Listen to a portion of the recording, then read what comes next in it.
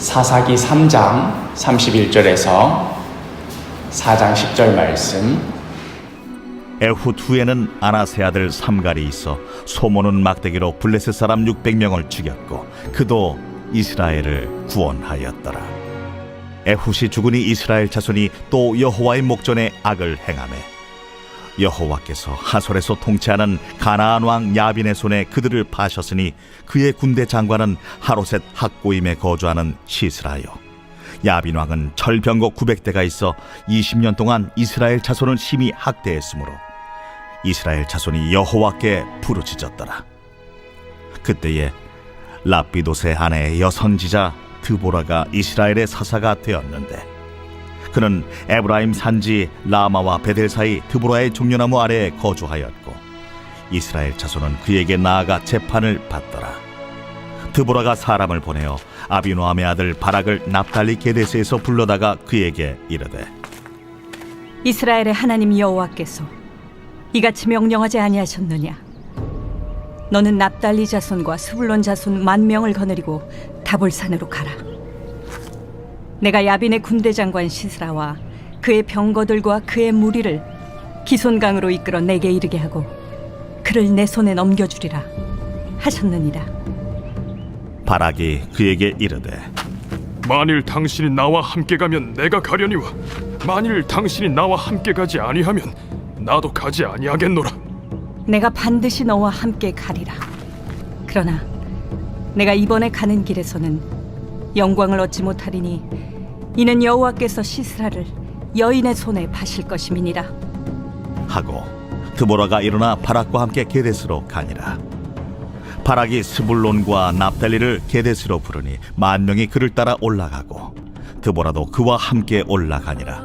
사사기는 이스라엘의 실패를 기록한 책입니다.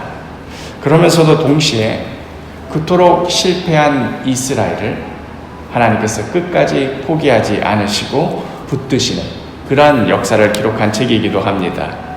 용맹하였던 여호수아와 또 그와 함께 산전수전을 함께 겪었던 그러한 세대들이 이제는 죽고 없습니다.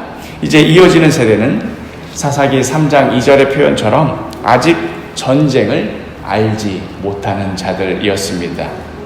이제 닥쳐오는 위기 앞에서 누가 하나님의 약속을 가슴에 품고 전쟁의 자리로 나아갈 것인가 하는 질문이 이스라엘 백성 가운데 떨어졌습니다.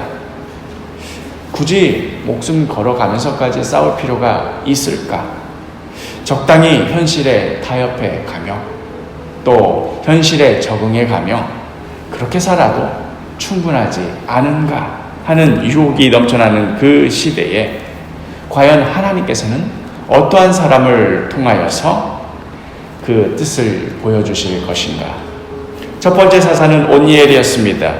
하나님께서는 먼저 전쟁에 대해서 알지 못하는 자를 들어서 사용하셨습니다. 온니엘을 통해 전쟁을 알지 못하는 자들이 이제는 전쟁을 아는 자들이 되었습니다.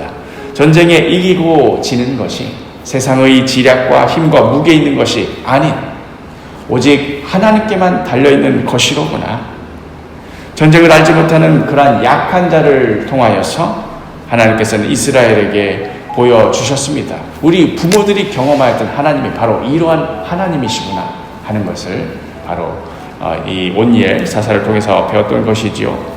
그 다음 사사는 에훗이었습니다. 지난주 큐티 나눔에서도 말씀드렸듯이 에훗이 왼손잡이라고 하였을 때에 이것이 오늘날에 오른손으로 연필을 잡고 왼손으로 연필을 잡고 하는 그런 의미라기보다는 오른손이 불구여서 어쩔 수 없이 왼손밖에 쓸 수 없는 그러한 자라는 그런 히브리어 뉘앙스를 가지고 있다고 했지요. 이번에는 하나님께서는 오른손이 불구여서 왼손만을 써야 하는 에훗을 들어서 사사로 사용하셨습니다. 그리고 나서 이제 이어지는 본문이 바로 오늘의 본문입니다. 이제는 하나님께서 어떠한 자를 들어서 사사로 사용하시는가? 바로 여성을 사용하십니다. 요즘 같은 시대에도 유리천장이라는 말이 있지요. 여성이 사회에 진출하여서 성공하는데 여러모로 차별을 받게 되고 또 여러 어려움을 겪을 수밖에 없다는 그런 이야기가 여전히 나오고 있지 않습니까? 오늘날에도 이러한 정도일진데 수천 년 전 그 옛날 중동의 어느 작은 나라 안에서는 얼마나 심했겠습니까? 여성은 사회적 지위도 법적인 책임도 정당한 발언권도 없었습니다. 물건이나 어떤 가축과도 같이 집안의 재산처럼 여겨질 뿐이었습니다. 그러한 시대 한 복판에 하나님께서는 이스라엘을 구원할 사사로 어떠한 자를 사용하셨는가? 사사기 4장 4절과 5절, 그때 라피도스의 아내 여선지자 드보라가 이스라엘의 사사가 되었는데 그는 에브라임 산지 라마와 베델 사이 드보라의 종려나무 아래에 거주하였고 이스라엘 자손은 그에게 나아가 재판을 받더라. 여선지자 드보라를 사용하십니다. 지금까지 보면 사사기가 시작되면서 어떠한 자들이 쓰임을 받았는가, 그 인물들이 각각 어떠한 자들인가 하는 것을 차례차례 보여주면서 사사기 기자가 말하려고 하는 것이 무엇인지 느껴지지 않습니까?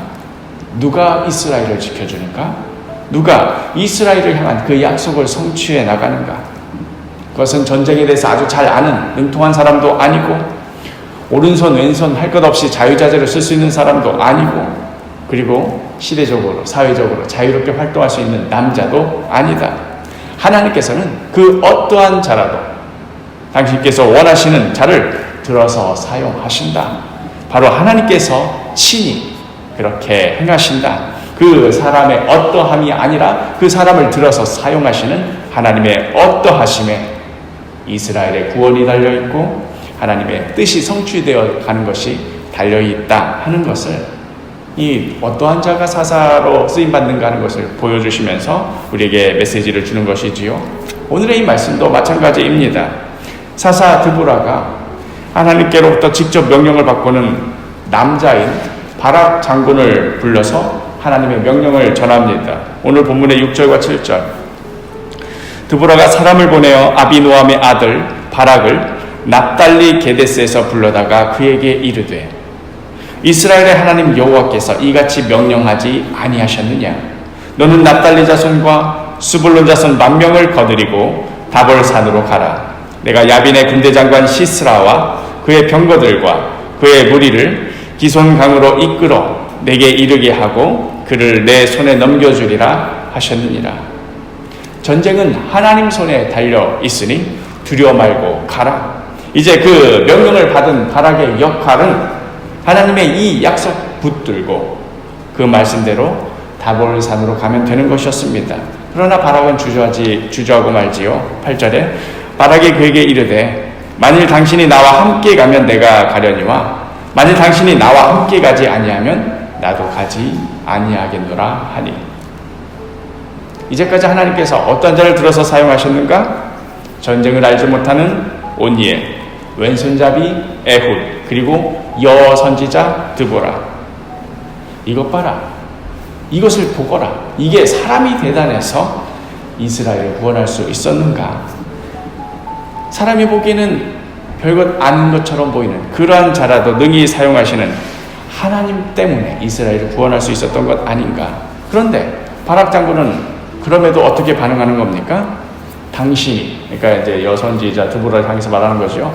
눈에 보이는 사람인 당신 드보라가 가면은 내가 가려니와 만일 당신이 나와 함께 가지 아니하면 나도 가지 않겠노라 하고 대답하고 마는 것이지요. 하나님께서 원하시는 대답은 무엇이었겠습니까? 당신이 가시면, 하나님께서 가시면 나도 가시고 하나님께서 가시지 않으면 나도 가지 않겠습니다. 이것 아니겠습니까? 그리고 하나님께서 내가 함께 할 테니 내가 그쪽으로 그 산으로 가라고 했으니 너도 가라 하셨다면 마땅히 순종하는 것이 그 바락 장군의 역할 아니겠습니까? 그러나 바락 장군은 철병거 900대를 부리고 있는 야빈 왕이 두려워 주저하고 말았던 것이지요. 이에 드보라가 뭐라고 대답합니까? 9절에 이르되 내가 반드시 너와 함께 가리라. 그러나 내가 이번에 가는 길에서는 영광을 얻지 못하리니 이는 여호와께서 시스라를 여인의 손에 파실 것임이니라 하고 드보라가 일어나 바락과 함께 게데스로 가니라. 자, 앞으로 보거라. 하나님께서 어떻게 행하시는지를. 하나님께서는 사람들이 하찮게 여기고 무시하는 한 여인의 손을 통해서 크고 놀라운 일을 베푸실 것이다 하는 그러한 예언을 하는 것이지요.